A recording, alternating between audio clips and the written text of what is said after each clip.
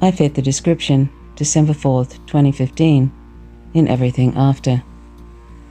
This is what I wore to work today. On my way to get a burrito before work, I was detained by the police. I noticed the police car in the public lot behind Center Street. As I was walking away from my car, the cruiser followed me.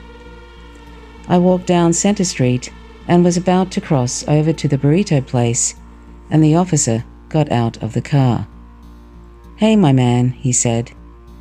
He unsnapped the holster of his gun. I took my hands out of my pockets. "Yes," I said. "Where you coming from?" "Home." "Where's home?" "Dedham." "How'd you get here?" "I drove." He was next to me now. The 2 other police cars pulled up. I was standing in front of the bank across the street from the burrito place. I was going to get lunch before I taught my 1:30 class. There were cops all around me. I said nothing. I looked at the officer who addressed me. He was white, stocky, bearded.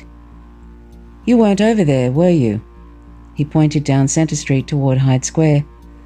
"No, I came from Dedham." "What's your address?" I told him. "We had someone matching your description just try to break into a woman's house." A second police officer stood next to me, white, tall, bearded. 2 police cruisers passed and would continue to circle the block for the 35 minutes I was standing across the street from the burrito place. "You fit the description," the officer said. "Black, male, knit hat, puffy coat. Do you have identification?" "It's in my wallet." "May I reach into my pocket and get my wallet?" "Yeah." I handed him my license. I told him it did not have my current address. He walked over to a police car. The other cop, taller, wearing sunglasses, told me that I fit the description of someone who broke into a woman's house, right down to the knit cap. Barbara Sullivan made a knit cap for me. She knitted it in pinks and browns and blues and oranges and lime green. No one has a hat like this. It doesn't fit any description that anyone would have. I looked at the second cop. I clasped my hands in front of me to stop them from shaking. "For the record," I said to the second cop, "I'm not a criminal. I'm a college professor." I was wearing my faculty ID around my neck, clearly visible with my photo.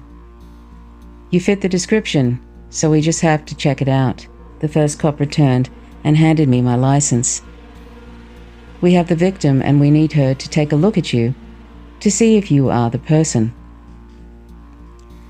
It was at that moment that I knew that I was probably going to die. I am not being dramatic when I say this. I was not going to get into that police car. I was not going to present myself to some victim.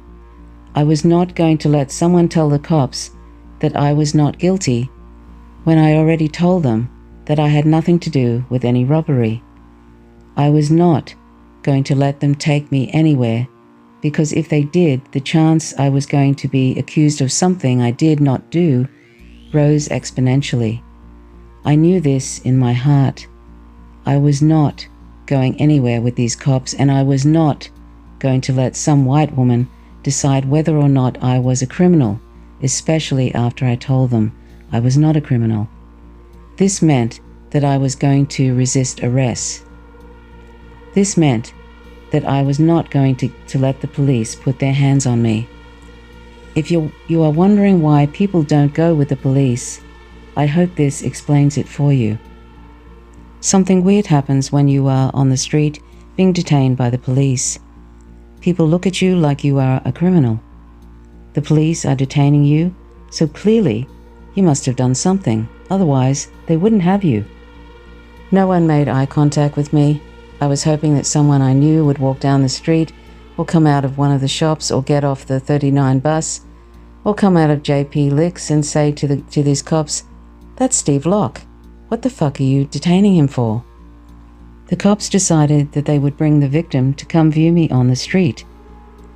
They asked me to wait, I said nothing. I stood still. "Thanks for cooperating," the second cop said. "This is probably nothing, but it's our job and you do fit the description. 5'11", black male, 160 pounds, but you're a little more than that, knit hat." A little more than 160. Thanks for that, I thought. An older white woman walked behind me up to the second cop. She turned and looked at me and then back at him. "You guys sure are busy today." I noticed a black woman further down the block. She was small and concerned. She was watching what was going on. I focused on her red coat. I slowed my breathing. I looked at her from time to time. I thought, "Don't leave, sister. Please don't leave." The first cop said, "Where do you teach?" "Massachusetts College of Art and Design." I tugged at the lanyard that had my ID. "How long have you been teaching there?" 13 years. We stood in silence for about 10 more minutes. An unmarked police car pulled up. The first cop went over to talk to the driver. The driver kept looking at me as the cop spoke to him. I looked directly at the driver. He got out of the car. "I'm Detective Cardoza. I appreciate your cooperation." I said nothing. "I'm sure these officers told you what is going on." They did. "Where are you coming from?" "From my home in Dedham." "How did you get here?" "I drove." "Where is your car?" "It's in the lot behind Burkhara." I pointed up Center Street. "Okay," said the detective. "We're going to let you go. Do you have a car key you can show me?" "Yes," I said. "I'm going to reach into my pocket and pull out my car key." "Okay."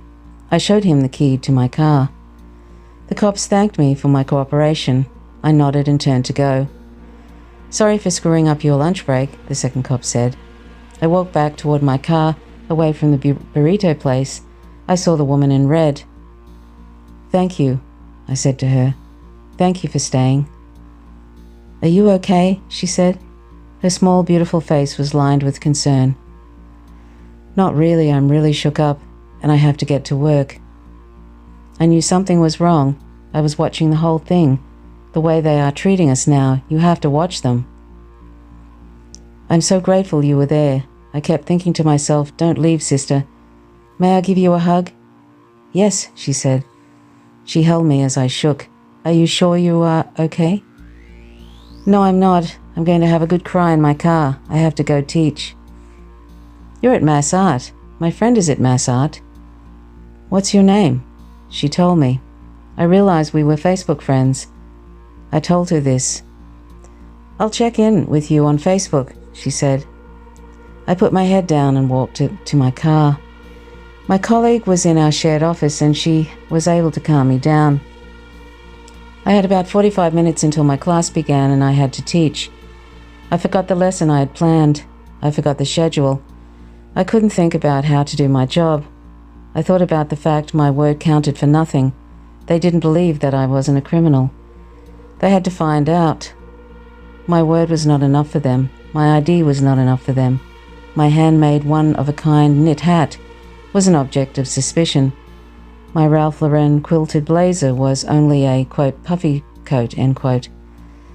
That white woman could just walk up to a cop and talk about me like I was an object for regard. I wanted to go back and spit in their faces. The cops were probably deeply satisfied with how they handled the interaction, how they didn't escalate the situation, how they were respectful and polite. I imagine sitting in the back of the police car while a white woman decides if I am a criminal or not. If I looked guilty, being detained by the cops, imagine how vile I'd become sitting in a cruiser. I knew I could not let that happen to me. I knew if that were to happen, I would be dead. Nothing I am, nothing I do, nothing I have means anything because I fit that description. I had to confess to my students that I was a bit out of it today, and I asked them to bear with me. I had to teach. After class, I was supposed to go to the openings for First Friday. I went home.